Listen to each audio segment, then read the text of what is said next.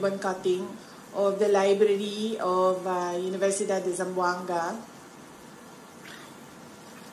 And witnessed the art exhibit of Tats Lee. And of course, meet Albert, our weightlifting future Olympic champion for the Philippines. So, yes, it's truly a day of good news and happy news for Zamboanga City and the Philippines. First question, Marisol Adorba, Jimmy News. Mike, please. Ako ma'am, good news pero basta hindi good news sa mo ba ang yes, ma'am. Diretso na kami ma'am ha? Yes, ma'am. Ma'am, yung experience sa Lindol in Davao, there's another one kaninang umaga. How was it ma'am? Ano po yung mga na-report sa inyo? Kumusta po kayo ma'am? Okay lang ako.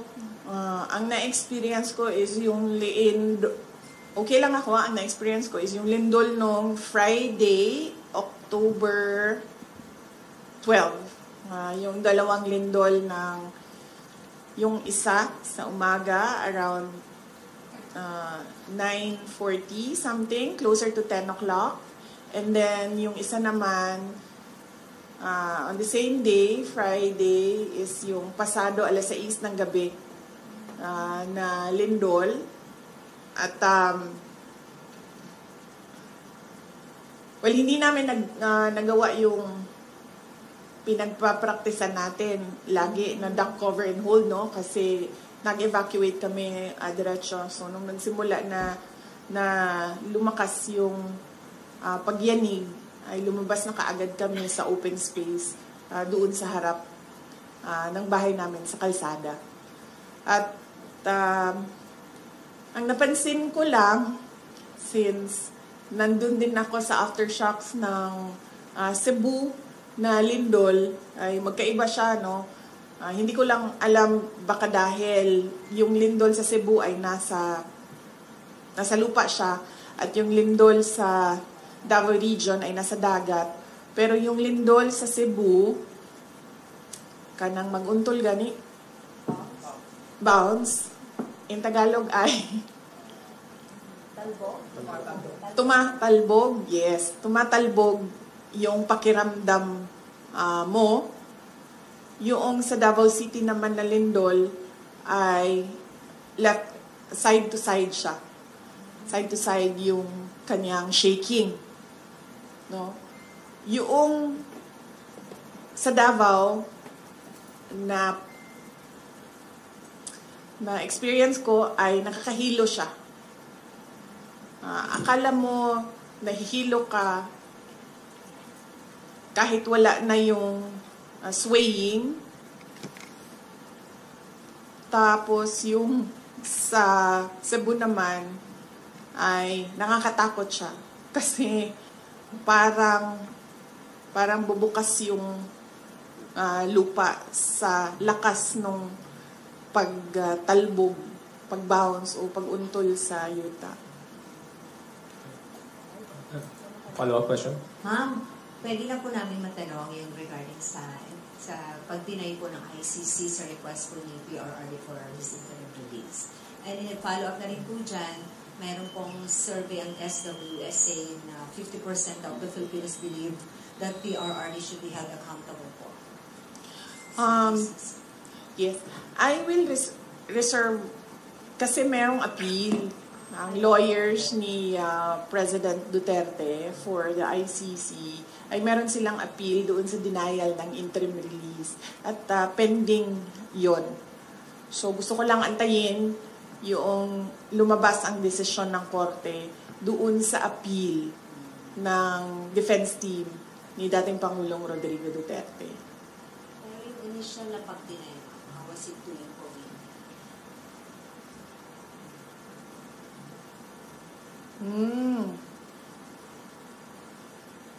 Ano ba sinabi ko na sa statement ko?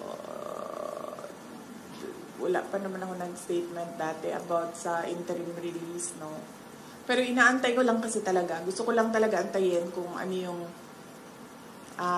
desisyon nila sa appeal noong defense team. Your thoughts na lang po doon sa SW survey. Baka do you have any comment on that po? Well, assuming na truthful and faithful yung data doon sa survey, it is not useful dito sa ating bansa dahil hindi naman dito sa bansa natin nangyayari yung kaso. So, I guess that is for the ICC court to think about if at all pinagbabasihan yan nila. Kasi kung ano-ano na lang yung... Ay, sorry, hindi ko pala mag-comment sa ICC. So, yun. Not useful for the Philippines since hindi naman dito nangyayari yung trial ni Pangulong Duterte. Just one more on that, please. Ma'am, yung reso po ng Senate, ma'am, yung supporting the house arrest of the former president po. Yes. Nagpapasalamat ako sa mga senators natin sa kanilang resolution about the house arrest for former President Duterte. Dahil yun din ang pakiusap noong defense team ni dating Pangulong Rodrigo Duterte na siya ay mabigyan ng interim release at ang setup nun ay parang isang house arrest. At yun din ang sentiment ng karamihan for humanitarian purposes dahil he's an 80-year-old ailing and frail person. No, it is, as I said, cruelty for the ICC to keep on detaining him inside a detention unit where he is not given 24 hours bedside care. Next question. Camille Samonte, TV5. Related lang, ma'am, dun sa ICC. Ma'am, because of the denial of the interim release, nagpe-prepare din ba tayo na baka sakali doon na po magpasko ang dating Pangulo? Ano po yung magiging plano ng pamilya? Oh yes, oo. Kahit naman wala pa yung desisyon ng interim release, no, ay napag-usapan na ng family na na merong pagpapalit-palitan ng pagbibisita doon sa kanya sa detention unit. So, meron ng mga relatives on deck at merong scheduling sa kanilang pagbisita. Basically, visit lang talaga. So there's no chance for him to, alam mo yung typical Filipino Christmas na may salo-salo, makakasama yung pamilya. So it's not gonna happen. Hindi, kasi sa Christmas and sa New Year sa kanya, hindi. Kasi hindi makapunta lahat ng relatives doon sa Hague. So, ang naka-schedule for Christmas and New Year sa kanya is si Veronica, si Kitty, at si Mira. Ma'am, another na lang po about the ICC. It was mentioned po in the decision that they released na naka-apekto raw po yung mga naging statements po ng family ng dating Pangulo, particularly yung mga naging statement niya raw po at ng inyong kapatid. Any comment on that, ma'am? Yes, I have a comment on that, but I really want to wait for the decision on the appeal para maisa na lang natin yung comment ko. Same topic? Ibang topic or... Yes. Other okay matters. Other matters muna. Other... Next question, Mr. RG Rosalado, Billionaire News Channel. Uy, bilyonaryo. Pakisabi dyan sa opisina ninyo ha, na ayusin naman nila yung picture ko. Yung picture na gamitin nila, yung maganda ako, wag yung pangit ako.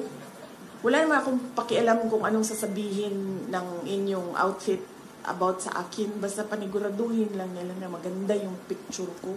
Sige ma'am, makakarating po.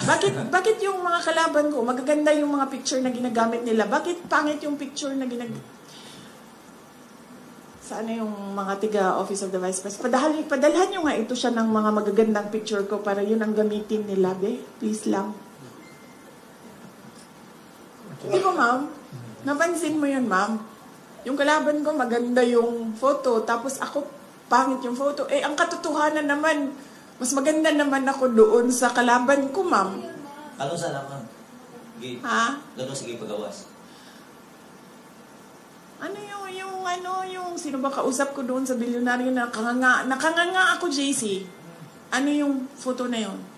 Ayan si JC. Alam niya yung JC, ah. Okay. Ma'am, related dun sa appeal, ma'am. May panibagong evidence ba kayong sinubmit sa ICC dun sa appeal? Sorry, hindi ko alam. Kasi hindi nag-discuss yung abogado sa akin kung ano yung laman ng appeal. Ang napag-usapan lang namin is merong appeal.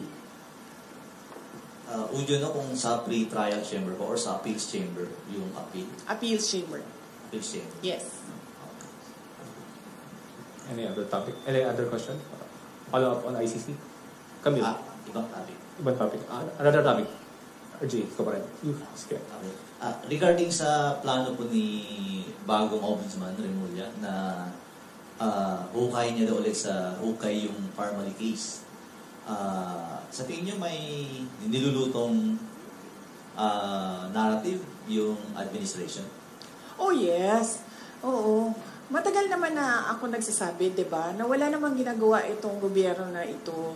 Kundi, number 1, mamulitika, at number 2, ubusin ang budget ng Pilipinas sa korupsyon. So, yan lang yun. Ang ginagawa nila, sir, sa totoo lang. Meron ba kayong nakikitang project? Wala. Diba?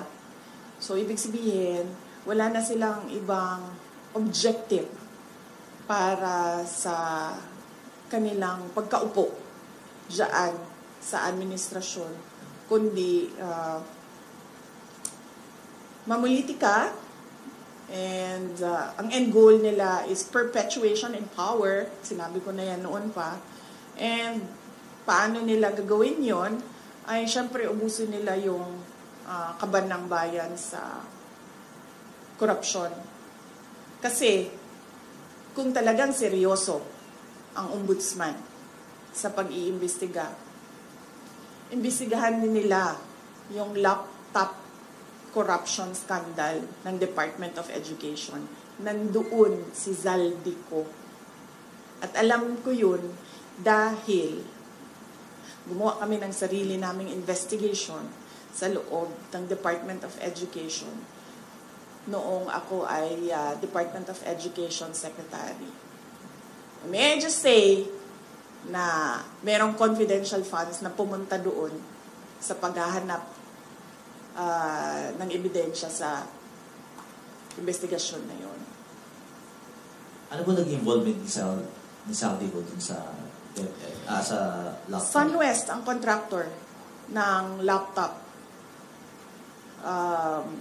doon sa DepEd. Next question is Pili Casimiro, ABS-CBN. So wait lang, di pa ako tapos pala. So bakit specific yung pag-iimbestiga? Bakit hindi iniimbestigahan lahat ng corruption scandal? Bakit kinokontrol yung kwento sa corruption? Bakit hindi nilalabas lahat nung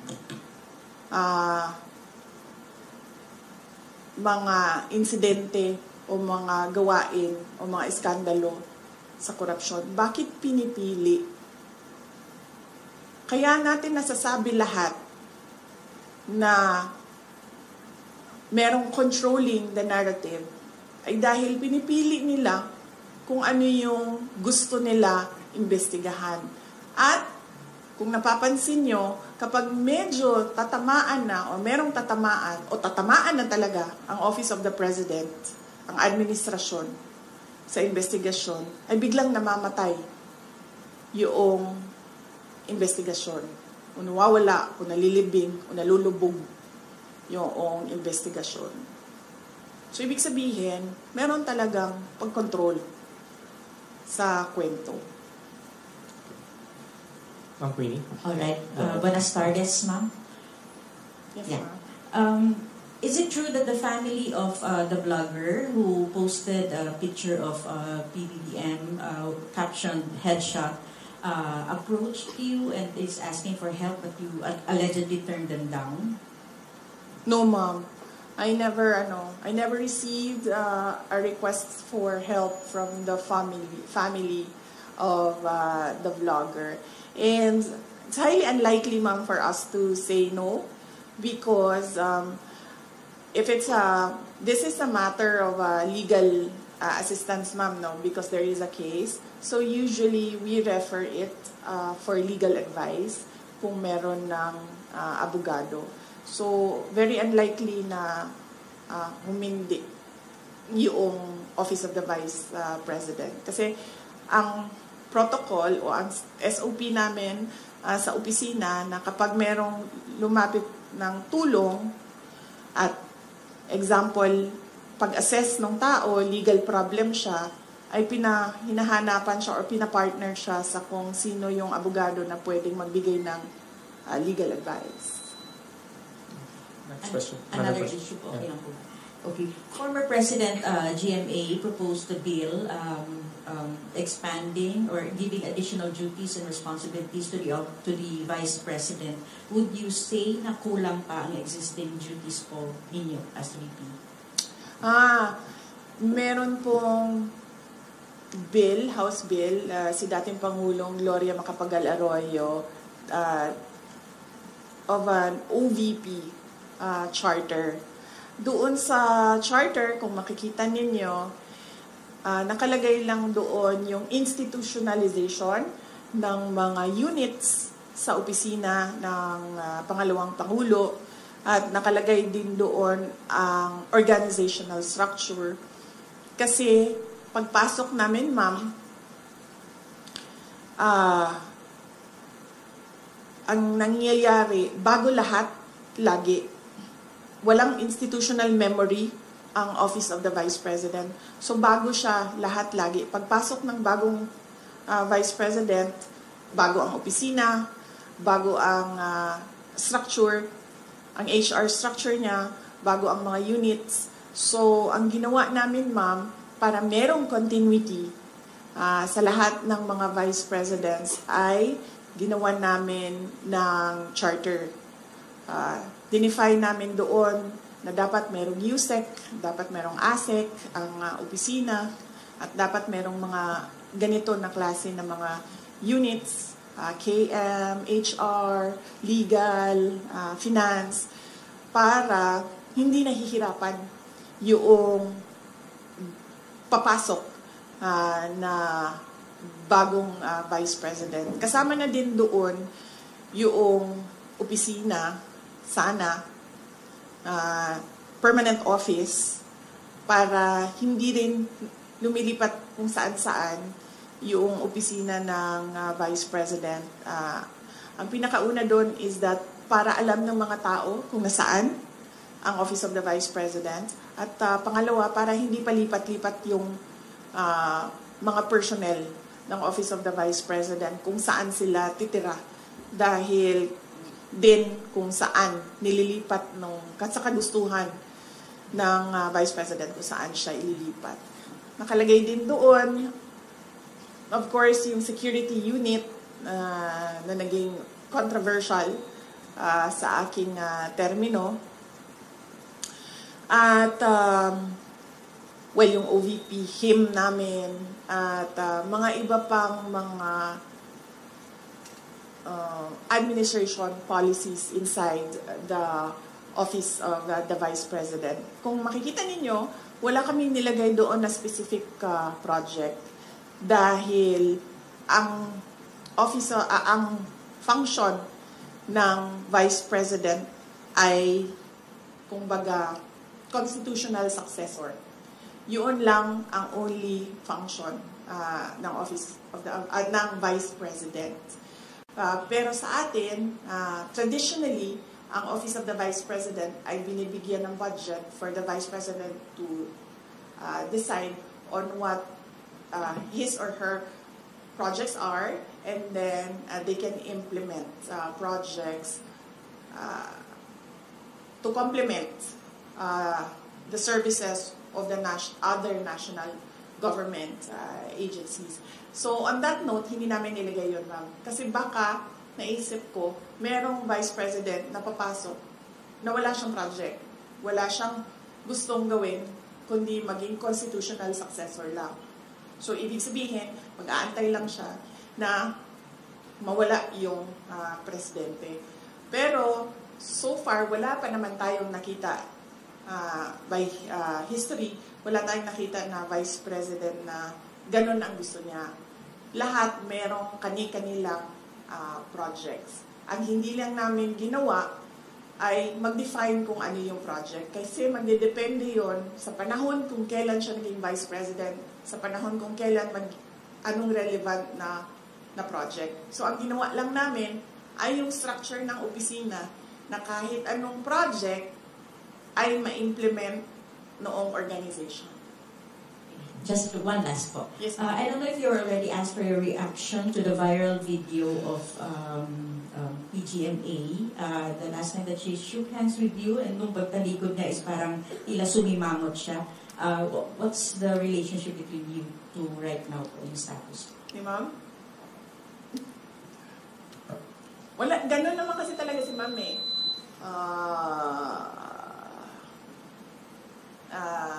Hindi lang sa akin.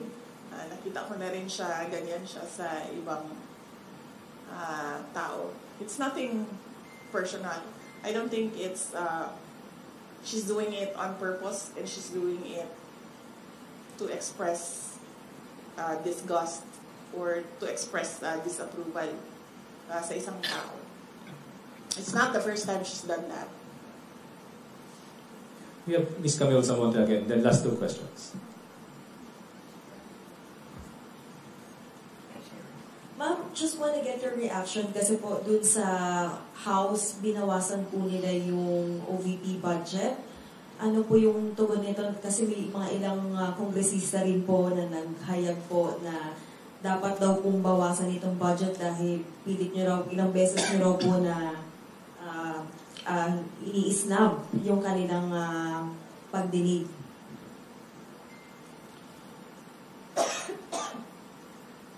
Isang beses lang ako hindi pumunta. Sa plenary, 2 beses. Sa plenary, 2 beses ako hindi pumunta sa kanila. But beyond that, as early as August, I think August 15, nung tinanong na ako kung ano yung expectations ko sa budget hearings, sinabi ko na ang expectation namin ay bawasan nila ang budget of the office of the Vice President.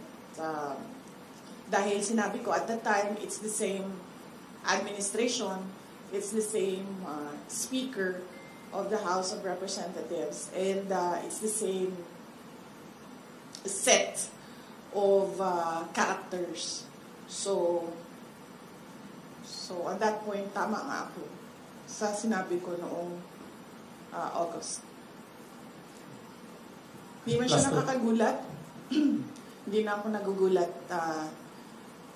sa House of Representatives. Last two questions. Sorry. Baka pwede niyo pong sagutin yung sinasabi ng iba, especially Congresswoman Lily was saying that you're a brat. You would like to address that comment of her po?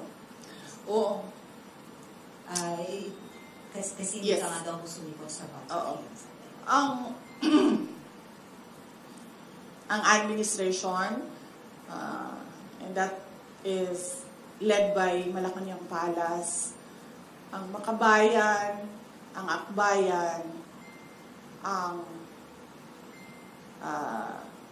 members of the Liberal Party, yung mga pink and yellow, and sabihin na lang natin yung sixth category, all others. Meron yan silang narrative about Inday Sara. Kung napapansin nyo, paulit-ulit lang yan na sinasabi nila. Kung ano yung, at pansinin nyo din, kung ano yung lumalabas sa bibig ng Malacanang Palace, susunod yung kanilang online service providers sa news. Whether it be fake news, bloggers, totoong news, or trolling, pare-pareho yung narrative nila. At pansinin nyo, lahat ng lumabas na mga articles, isa lang yan. Sinasabi nila, number 1, pro-China. Number 2, brat. Number 3, Lucaret, crazy. At number 4, nakalimutan ko yung isa. Ano yung isa, ma'am? Paulit-ulit lang yan sila eh. At confidential funds. Ilustay. Yan. Pro-China, brat, Luka-Luka, at confidential funds. 4 lang yan. Pansinin nyo, inuulit-ulit nila yan. Hoping siguro na one of those will stick sa image or sa reputation para makasira sa akin. So, hindi ako nagtataka na magsasabi ng ganyan si Leila de Lima. Yung word na brat, ginagamit nila lagi yan. And more than that, hindi naman kasi parent ang House of Representatives for them to say kailangan disiplinahin ang Vice President. Dahil sa totoo lang, ang tawag nga natin sa kanila mga buaya, di ba? Ganun yung general perception for all members of the House of Representatives. So wala silang moral ascendancy over the office of the Vice President. But going back, that's a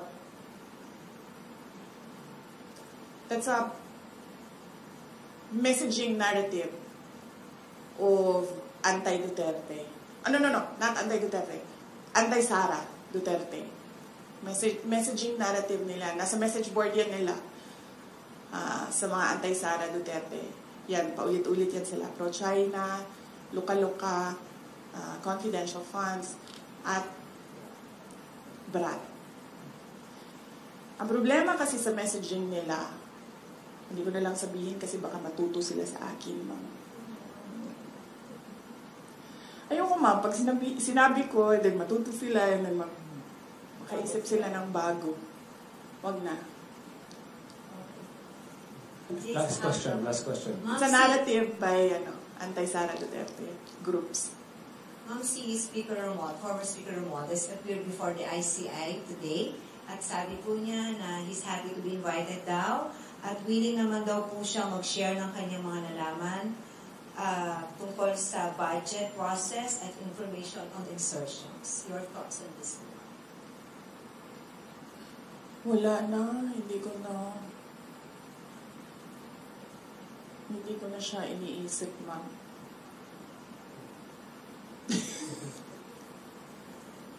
Wala akong comment, ma'am, sa kanyang pag-attend sa ICI. Or do you believe in integrity?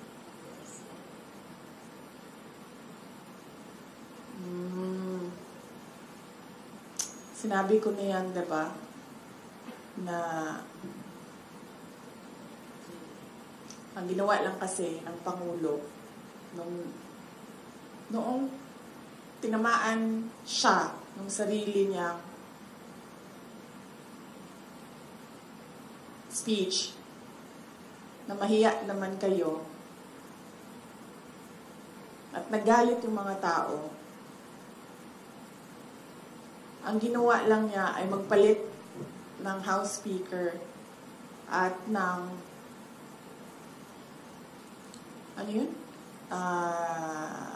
President ng Senate at gumawa ng ICI.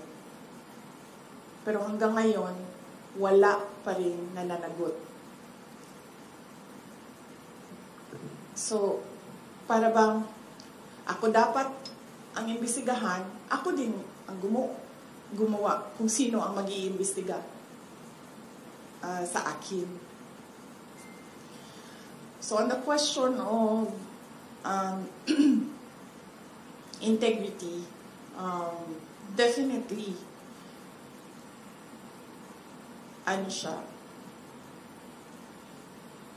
hindi siya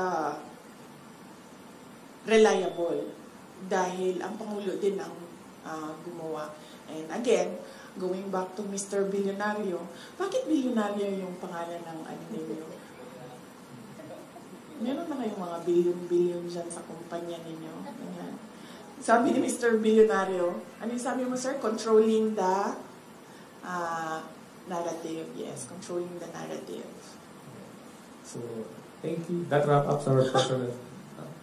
Pinagbiyahe mo ako ng ganito kalayo, Mr. Kahinhinan, tapos i-wrap up mo lang ako ng... Okay, ma'am. Next question. Ito si Mr. Kahinhinan na... Ma'am, thank you for accommodating for more of our questions. In relation dun nga sa corruption issue, marami pong mga negosyante ang nag-express ng kanilang concern because maaaring nakakaapekto nga raw ito sa image ng Pilipinas at yung trust confidence ng investors. Ano po yung masasabi niyo dito? Dahil eventually, of course, it will affect the economy. Yes, ma'am. Totoo yan. Even before this corruption scandal, one of the, we can say siguro, top 3 reasons why investors do not put their money in the Philippines is because of corruption. At that time, di ba, ang reklamo lagi ng mga investors, mahirap kumuha ng mga dokumento, permits, o kung ano man yung mga kailangan pa nila para mag-invest dito sa Pilipinas. Dahil ang dami daw humihingi. Bawat opisina, up to the barangay level, from top to bottom, merong humihingi. Yan din ang isa sa mga rason kung bakit tayo naunahan, diba, nung ibang mga kapitbahay natin dito sa Southeast Asia. At yan din yung rason, isa sa mga rason ng mga investors kung bakit sila pumupunta na lang doon sa Thailand or pumupunta sa Vietnam. At meron na ngayon, marami pumupunta sa Bangladesh because nakakaapekto yung corruption sa competitiveness ng isang bansa. Yung corruption complaint ng foreign investors and even domestic investors, hindi yan ngayon lang.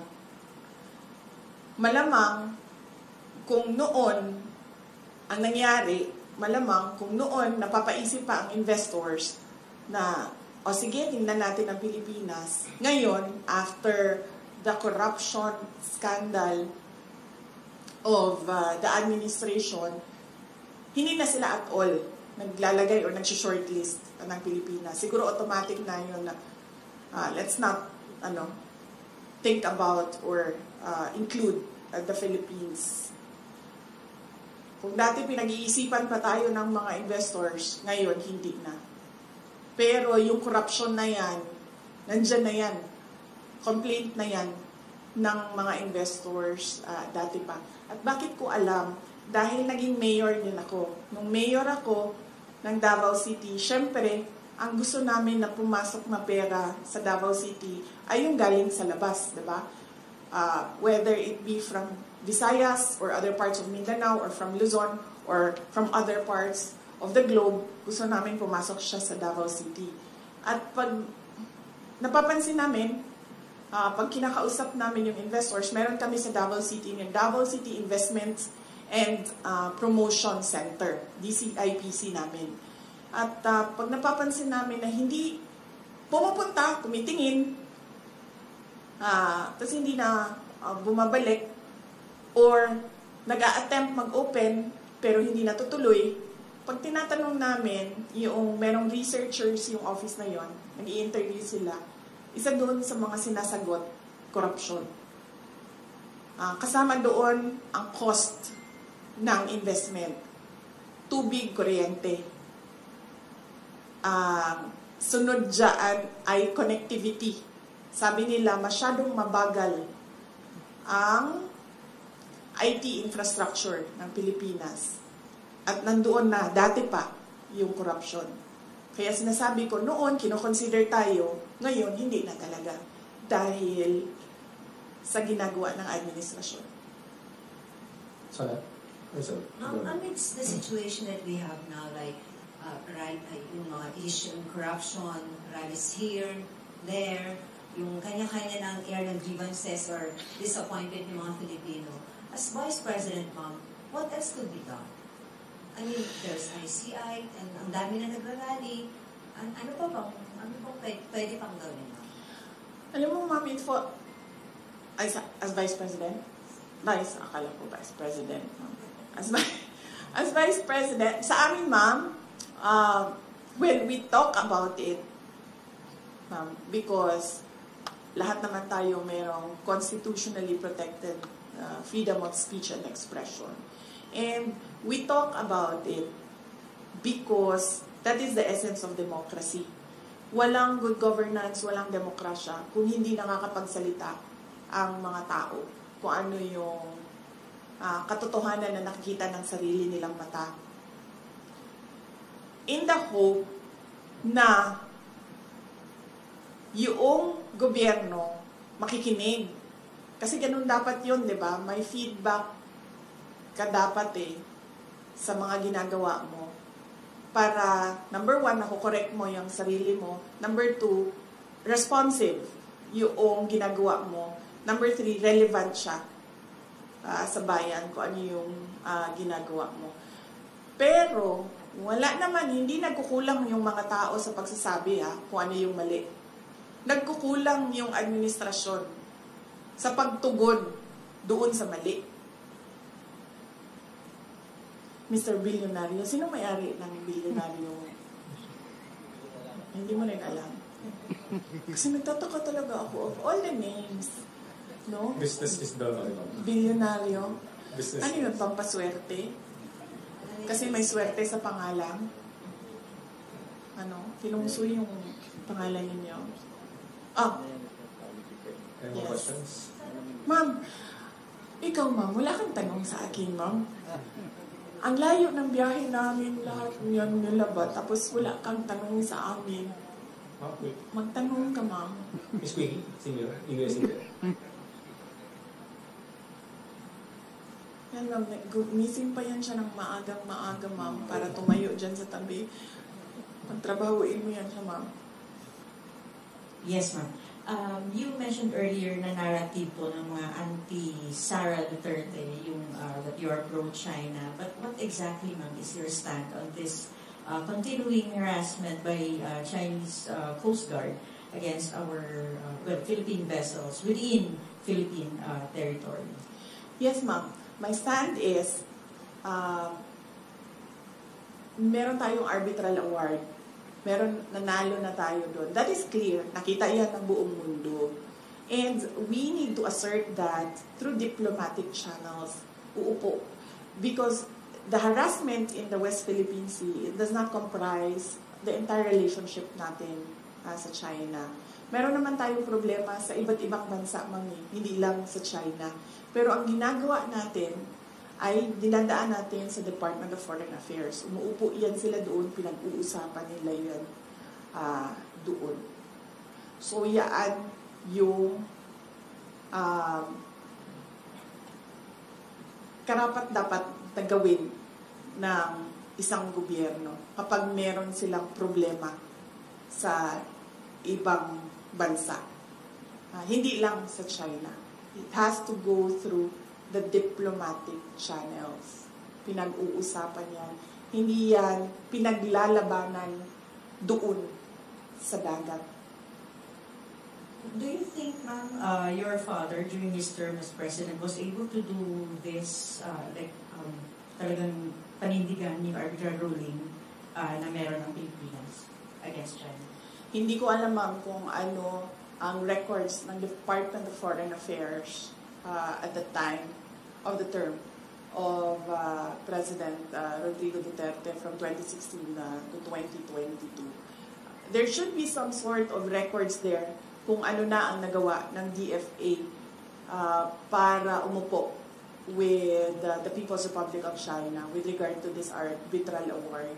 But more than asking about kung ano nang ginawa ni dating Pangulong Rodrigo Duterte is asking kung ano ang ginawa ng present administration about that arbitral award. And pushing for that decision. Ma'am, there's a phone question here from one of the members of the OVP Media. Kay Red Mendoza ng Times. Ma'am, your comment daw po sa pagbansag ng pakawala niyo daw si Congressman Kiko Barsaga of Cavite, especially with his antics last weekend. Hindi ko... Okay, number one, kilala ko si Congressman Kiko Barsaga because of the campaign in Cavite in 2022 dahil unity siya. Ang pagkakaalam ko, ang mga magulang niya, hindi sila for the unity. Ang maalala ko, yung mga magulang niya, Sara Ugli. Pero si Congressman Kiko Barsaga was for the unity. Hindi ko alam kung nagkausap man kami from that time na nagkita kami sa kampanya hanggang ngayon, kung meron man, pero ang huling maalala ko na nagkausap kami is doon sa rally ng Unity sa kanila, sa Dasmariñas, Cavite. Hindi ko pakawala si Kiko Barsaga. Sa tingin niyo ba, sa personality ni Congressman Kiko Barsaga, isa siyang tao na mahandle ng kahit sino man? Diba? Nakikita niyo naman yung kanyang independence sa pag-iisip eh. Nakikita niyo din yung kanyang lakas ng loob. Nakikita niyo din yung prinsipyo niya. Ang example ko na lang dito ay, unang-una, yung mga magulang niya, hindi unity yun ha. Si Kiko Barsaga unity. Hindi yan nakikinig sa mga magulang niya, ibig sabihin. Diba? So bakit yan makikinig kay Sara Duterte? So no, I do not control Congressman Kiko Barsaga. He is his own person, he has his own principles, and he has his own free will. And there is nothing wrong at all with what he is doing because, as I said, tayong lahat, we are covered by the freedom of speech and expression. Unfortunately, meron tayong administrasyon na hindi nila matanggap na meron talagang mga tao na number 1, hindi natatakot, at number 2, hindi nabibili ng pera.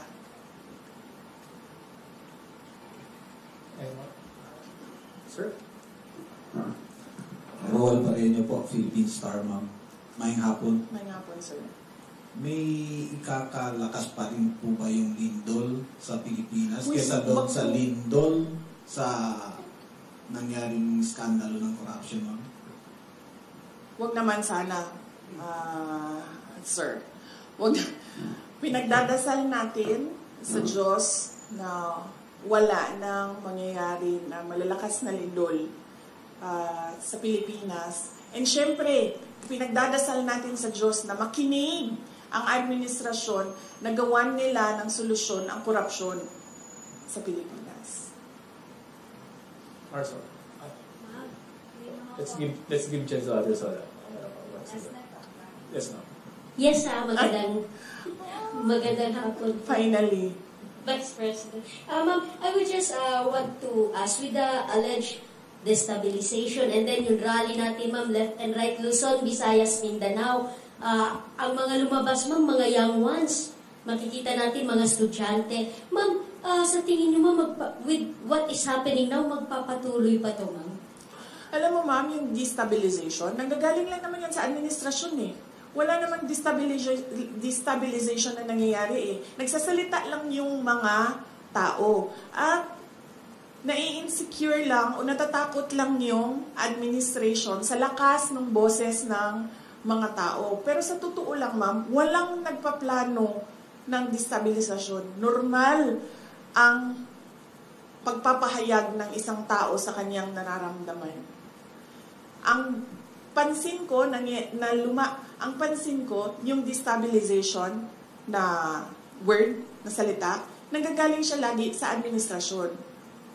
Kasi nai-insecure sila at natatakot sila. Kasi lumalakas yung boses ng mga tao. Ayoko na magsalita, ma'am, kasi baka matuto na naman sila sa akin, ma'am. Tapos pag natuto sila sa akin, di ba? Meron ba tayong ginagawang destabilisasyon? Meron bang mga tao na nagmi-meeting na nagsasabi na Makabayan, yes. Number 1. Yan talaga ang vision ng Makabayan. Pabagsakin ng gobyerno kasi gusto nilang mag-take over. So kung meron man grupo na nagmi-meeting para pabagsakin ang administrasyon, ang gobyerno, Makabayan yun. Wala nang iba. Lahat ng iba dyan, wala nang meeting yan. Nagpapahayag yan sila ng nararamdaman nila ng galit sa pangyayari. Wala yan silang sinasabing iba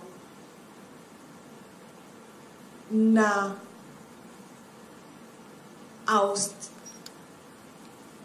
or ano ba tawag dyan?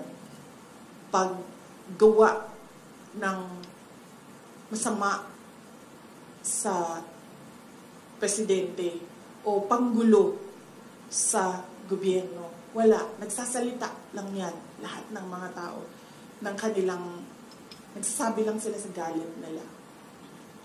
Tayo pala. Kasama na ako nun, ma'am. Nagsasabi lang kami. Tayo sa galit natin. Last question. Okay, final on my end po. Vice President, ang init ngayon ng flood control din. Kung halos Luzon, Visayas, and Mindanao din gusto nilang ipa-check, no? Sa tingin niyo, aside from the flood control, ano pa ang mga dapat sigurong tingnan o i-check aside from these flood controls? Thank you. Yung una lang sinabi ko, ma'am, no, yung listahan na ginawa nila para sa Department of Education. Worthy yun, natingnan kung sino yung mga sinulat ni Martin Romualdez na mga congressman na makakatanggap sa School Building Program Fund. Pangalawa, flood control, yan, laging may corruption dyan. Farm to market roads, laging may corruption dyan.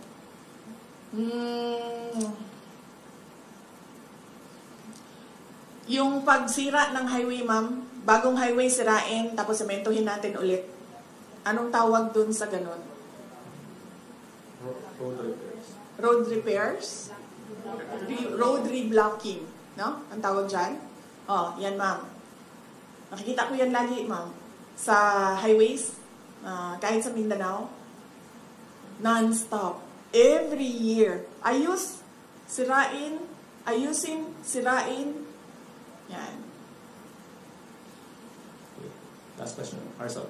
Ma'am, kasama sa pagpapahayag ng kanilang galit na ilang grupo ng panawagan ay Marcos resign. Do you share the same sentiment?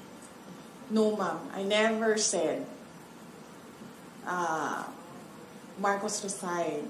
Ang sinabi ko, ma'am, unang-una, magpa-drug test siya. May challenge na siya galing kay Attorney Vic Rodriguez. And that is a hanging open challenge na hanggang ngayon, ayaw niyang gawin. Na sinasabi ko, that is a betrayal of public trust. Because when you are president or vice president, you consecrate yourself to the service of the nation. Ibig sabihin nun, ibibigay mo na yung sarili mo sa bayan. Ibig sabihin nun, yung katawan mo, hindi na yan sa iyo sa bayan na yan. Yung pag-iisip mo, hindi na yan sa iyo sa bayan na yan. Therefore, pag sinabi ng bayan na magpa-drug test ka, hindi ka pwedeng magsabi ng hindi. And therefore, that is betrayal of public trust. Pangalawa, yung pagpirma niya ng kaduda-duda na budget. That is a culpable violation of the Constitution. Yan ang sinasabi ko, nasagutin niya, na hindi niya sinasagot. Ang ginagawa nila, naghahanap sila ng mga tao na aatakihin nila para nakakalimutan yung tanong sa kapasidad ng Pangulo na maging leader. So hindi nyo rin supportado mga panawagan ng ilang grupo na Marcos Never resign? ask him to resign. That is a pointless call, Hindi magre-resign yan. Nakita niyo ba yung tatay? Ilang taon yun? 20 years. Ilang years yung senior? 20 years? Oh. That is a pointless call, Tingnan niyo yung DNA niya na ayaw yan umalis ng pwesto. So, Marcos resign is a pointless call. That is why I am asking him to do his job. Of which, of course, alam na nating lahat na hindi niya ginagawa. Ha? Last. Ay, Ano oras? Wala na kasi tayong gagawin pagkatapos nito. Ano magagawin natin pagkatapos nito? Wala na, di ba? Ay, mayroon pa pala. Ano oras natin? 4. Oh, akala ko mag-misa na after. Di ba 5:30 yung misa? Okay. Sige, ma'am. Regarding lang po sa proposed budget for 2026 ng OVP, with the project or program of OVP here in Zamboanga City, kung meron man po, be effective if ever mabawasan o totally tanggalin po nila ang budget for OVP sa 2026. Yes, ma'am. Antayin ko na lang yung sagot mo. Sasagot ako, ma'am, pag nakita natin kung ano yung budget ng Office of the Vice President sa GAA, doon sa batas na. Kasi, ngayon maghihiring pa ang Senate sa GAB, sa General Appropriations Bill. So, tapos magbabaykan pa yan. Tapos, pipirmahan pa yan. So, hindi natin alam kung ano talaga yung totoong budget ng Office of the Vice President kung hindi natin nakikita yung GAA. Pero since expected po, parang na-expect nyo na talagang babawasan nila yung budget for OVP po, ano yung mga nakikita nyong possibilities if ever po? Merong posibilidad na wala talagang project at merong posibilidad na kung ano yung nandyan ngayon, bawas na yan galing sa kung ano yung kalakihan ng beneficiaries from 2024. Lumiit na yung beneficiaries for 2025, pero the same pa rin yung projects. OVP Satellite Offices, Disaster Operations Center, libreng sakay, pagbabago a Million Learners and Trees Campaign, magnegosyo taday, ito yung mga tiga-OVP, ma'am, na nalilimutan namin kung ano yung mga rice. Yes. Anong makontribute mo sa project natin? Sa listahan ng project, JC. Yan, ma'am. Yan pa rin yun, ma'am. Ang ginagawa lang namin, ma'am, ay kasi lumiliit yung budget, lumiliit din yung beneficiaries, pero hindi nawawala yung budget. Okay, thank you po. Thank you, ma'am. Thank you, ma'am. Maraming salamat. Ma'am, let's have a So, anong picture gagawin ko na? with the Picture? Oh, yeah. with the Nambuanga Media. Dito na lang ako. Up. Kaya po si Clark. Ah.